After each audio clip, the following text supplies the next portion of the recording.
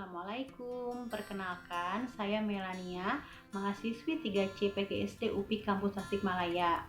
Di sini saya akan mempresentasikan LKT atau Lembar Kerja Training Kewirausahaan yang telah saya kerjakan pada semester ini. Untuk yang pertama ada analisa aspek positif dan negatif. Nah, ide bisnis saya itu ada satu, yaitu kuliner. Nah, dalam aspek positifnya yang pertama, bahannya mudah dicari, yang kedua, pembuatannya mudah, yang ketiga, disukai oleh banyak orang, dan yang keempat, harganya sangat terjangkau. Untuk aspek negatif yang pertama, banyak orang yang berjualan dengan produk yang sama, yang kedua, pembuatannya mudah, namun waktu yang terkuras sangat banyak, dan yang ketiga, tidak bisa membagi waktu. Jadi untuk total aspek positif ada 4 dan aspek negatif ada 3. Untuk yang selanjutnya ada analisa SWOT, yaitu strength, weakness, opportunity, and threat. Nah, yang pertama di sini ada strength atau kekuatan. Kondisi internal pengusaha atau faktor dari dalam diri pengusaha. Yang pertama, bisa memasak. Yang kedua, dekat dengan pasar. Yang ketiga, menjual dengan harga yang murah. Yang keempat, packagingnya simple dan menarik. Dan yang kelima, rasanya enak dan banyak disukai oleh remaja. Yang kedua ada weakness atau kelemahan. Yang pertama, tidak bisa mengatur waktu. Yang kedua, tidak ada yang membantu. Yang ketiga, tidak mempunyai modal yang cukup. Dan yang keempat, tidak konsisten dalam berjualan. Nah, yang selanjutnya ada opportunity atau peluang. Yang pertama, disukai oleh banyak orang. Yang kedua, harganya terjangkau. Yang ketiga, menggunakan marketplace untuk berjualan. Dan yang selanjutnya ada threat atau tantangan. Yang pertama, saingannya banyak. Yang kedua, susah untuk mencari konsumen. Total dalam strength yaitu 5, dalam weakness yaitu 4, dalam opportunity yaitu 3, dan dalam threat yaitu 2. Jadi jumlah S ada 5, jumlah W ada 4, selisih S dikurangi W sama dengan 1. Yang selanjutnya jumlah O ada 3, jumlah T ada 2, dan selisih O dikurangi T yaitu 1. Dari perhitungan di atas, ide bisnisku berada di kuadran 2. Strategi untuk memenangkan persaingan di kuadran tersebut adalah strategi diversifikasi. Untuk selanjutnya ada analisa pesaing. Nama pesaingnya ada 3, yaitu pesaing X, pesaing Y, dan pesaing Z. Yang pertama pesaing X. Kelebihannya sudah terkenal, memiliki banyak testing, packagingnya bagus. Untuk kekurangannya harganya mahal dan slow respon. Cara mengatasi persaingannya yaitu produk saya harus dijual dengan harga yang terjangkau. Untuk yang kedua, pesaing Y. Kelebihannya, foto produknya bagus, bentuk produknya konsisten, marketingnya bagus, dan banyak varian rasa. Untuk kekurangan, feed Instagram tidak rapi dan tidak ada Shopee.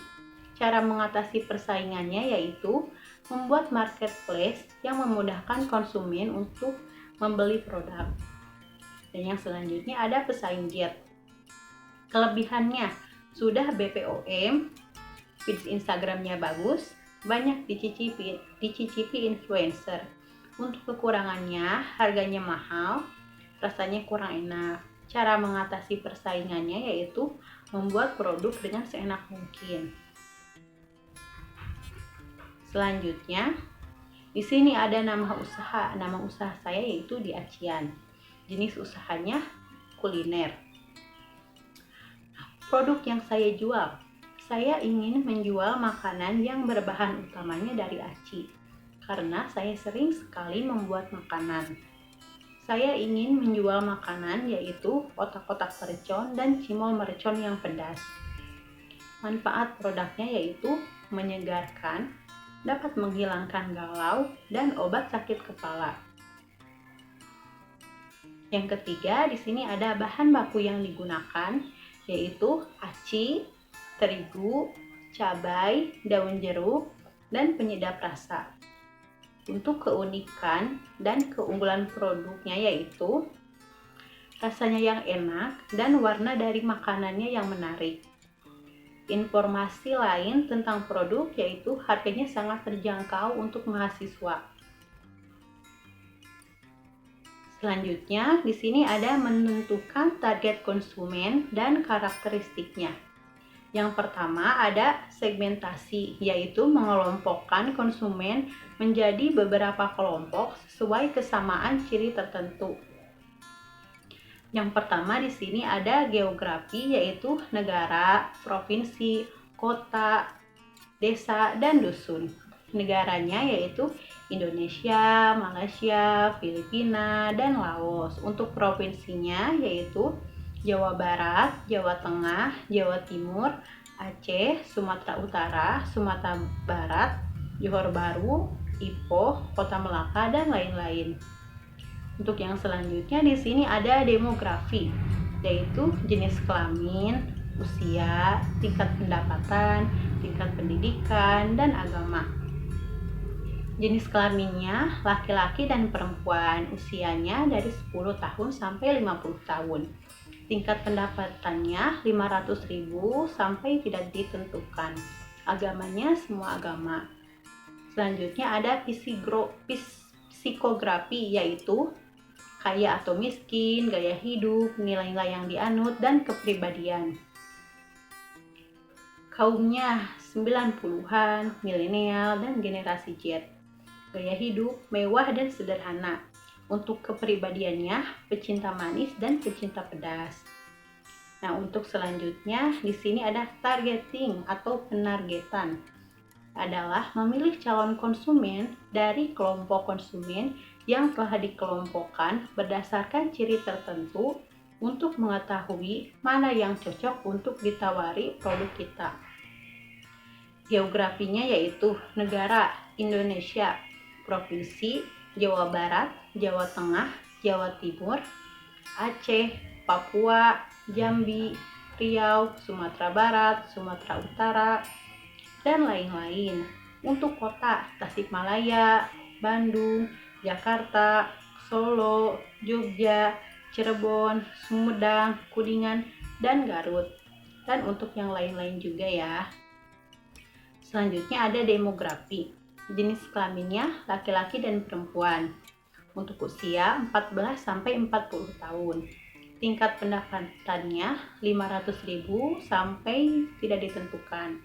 Tingkat pendidikannya yaitu SMP sampai tidak ditentukan. Agama semua agama. Dan untuk selanjutnya yaitu psikografi. Yang pertama ada kaumnya generasi Z, gaya hidupnya bebas, kepribadiannya pecinta makanan pedas. Dan yang ketiga di sini ada positioning, adalah cara agar produk kita dapat dengan mudah dan selalu diingat oleh konsumen. Positioning juga harus diikuti dengan tagline atau slogan. Nah, untuk positioning ini yaitu penempatan. Yang pertama yaitu produk komoditi. Untuk slogannya yaitu di acian, krenyes, endes, dan maknyos. Selanjutnya ada apa keunggulan produk atau jasamu. Produk yang saya jual adalah otak dan cimol yang dibumbui oleh sambal mercon yang sangat pedas, ditambah dengan daun jeruk yang membuat aromanya sangat nikmat. Selanjutnya, produk atau jasa lain yang sama dengan produk atau jasamu, sebutkan dan jelaskan. Nah, ada pesaing X yang sudah terkenal, memiliki banyak testi, pesaing Y yang memiliki produk yang sangat bagus dan bentuk produk yang konsisten, dan pesaing Z sudah BPOM dan banyak dicicipi oleh influencer. Untuk selanjutnya, apa yang membedakan produk atau jasamu dengan produk sejenis lainnya?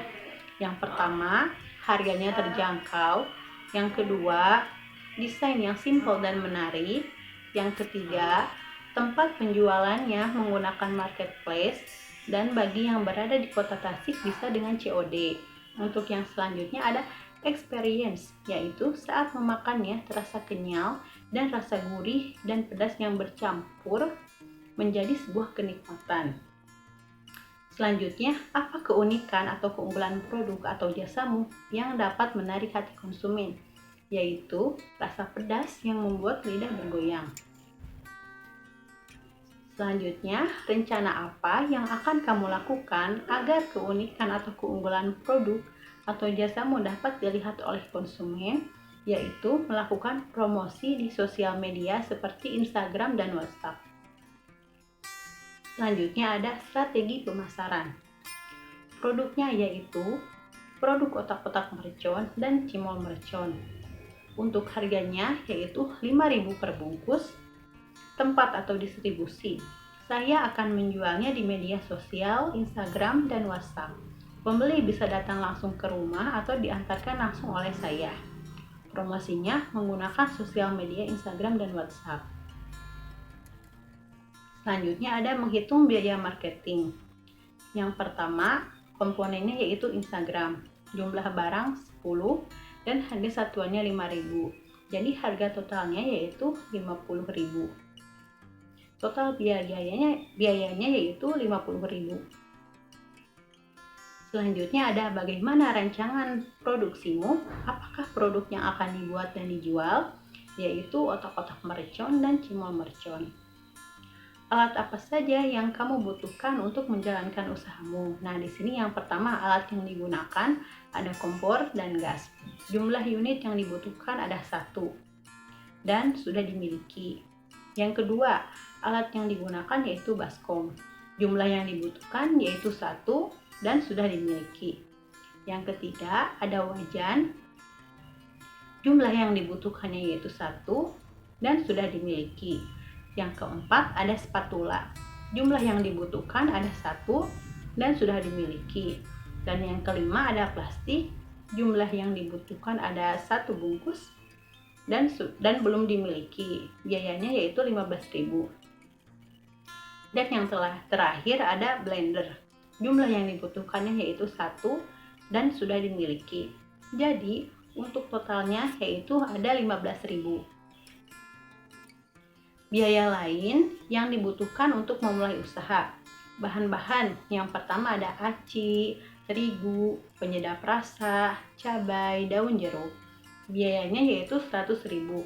Dan untuk biaya resiko atau hal-hal yang tak terduga ada 50.000. Jadi untuk totalnya yaitu 150.000.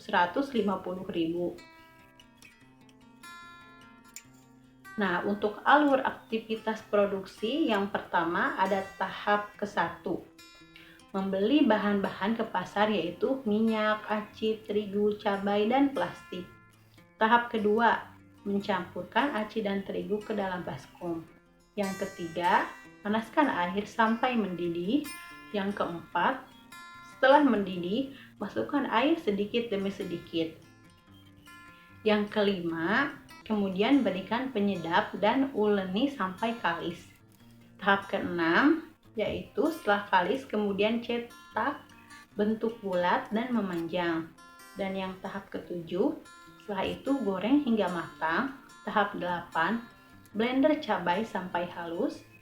Tahap 9, panaskan minyak dan masukkan cabai, daun jeruk, lalu masukkan otak-otak dan cimol. Dan tahap terakhir yaitu masukkan otak-otak dan cimol ke dalam plastik. Nah, untuk di sini ada biaya produksi, yaitu biaya bahan baku langsung. Yang pertama, bahannya yaitu minyak, jumlahnya 1, merek atau nama tokonya yaitu Pasar, harganya 10.000. Yang kedua ada aci, jumlahnya 1, nama tokonya Pasar, harganya 6.000. Yang ketiga ada terigu, jumlahnya 1/4, nama penjualnya yaitu Pasar dan harganya 3.000. Selanjutnya ada cabai, jumlahnya 1 ons lebih. Nama penjualnya yaitu Pasar, harganya yaitu 8.000. Yang selanjutnya daun jeruk, jumlahnya 1 bungkus dan nama penjualnya di Pasar, harganya 1.000. Dan yang terakhir penyedap rasa, jumlahnya 3, nama penjualnya yaitu pasar, dan harganya 2.000. Jadi untuk total ada 30.000. Dan selanjutnya ada biaya produksi, yaitu biaya pendukung. Bahannya yaitu plastik, jumlahnya 1 bungkus, harganya 5.000. Dan ada stiker, jumlahnya 20 buah, harganya 5.000. Jadi untuk totalnya 10.000. Untuk selanjutnya di sini ada harga pokok produksi atau HPP per unit. Yang pertama, total biaya bahan baku langsung 30.000. Yang kedua, biaya tenaga kerja langsung tidak ada. Yang ketiga, biaya pendukungnya 10.000. Jadi total biaya produksi atau HPP yaitu 2.000. Dan selanjutnya yang kelima ada jumlah produk yang dihasilkan 10 buah. HPP per unitnya yaitu 4.000.